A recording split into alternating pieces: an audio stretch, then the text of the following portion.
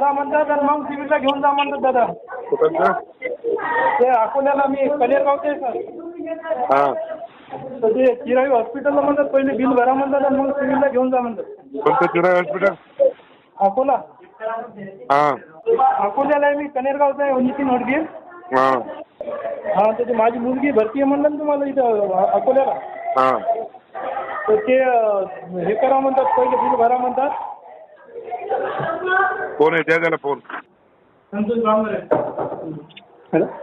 Hello, हां बोला ना. आमदार बांगर बोलतो. कोण बोलताय? बोला ना सर, सुनील आहे बोलतो. कोणतं हॉस्पिटल आहे तुमचं? चिराई हॉस्पिटल.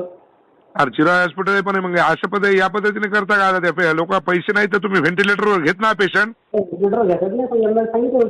बोंबलायला घ्यायले का? पैसे दिल्याशिवाय व्हेंटिलेटरवर घेत ना म्हणता.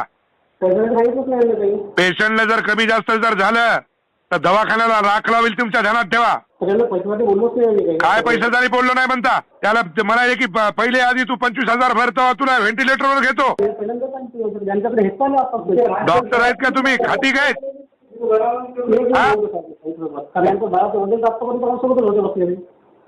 नाही, डॉक्टर आहेत का? खाटी काय तुम्ही?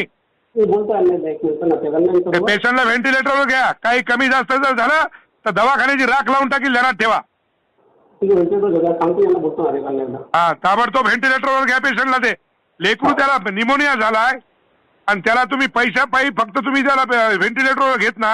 यांना पैशासाठी काय बोललोच नाही सर. आम्ही वाशिमहून आता आले हे करून, यांना पैशासाठी काय बोललो अहो, आता मला ते घंट्यापासून फोन करायलेत ना. नाही, नातेवाईक पहिल्यांदाच माझ्याकडे नातेवाईक पहिल्यांदा भेटासाठी आले ते. बोला त्यांना. सर मी इथं दादा 3 दिवसापासून भरती आहे म्हणलं मी. अच्छा. हा, मुलगी ते आता आज सिरियस झाली जास्त. ते सांगितलं त्या डॉक्टरला. आता त्याला फक्त पेशंट घेऊ जाऊ नको व्हेंटिलेटरवर, सांगू त्यांना काय राहते. हो. हॅलो. हॅलो. हा दादा. काय झालं? घेतलं व्हेंटिलेटरवर? हो, घ्यायचे सर. प्रोसेस चालू आहे त्याची. हा, चालतं. ठीक आहे. हो. काय वाटलं तर पुन्हा मला फोन करा. हो हो. बरं, ठीक.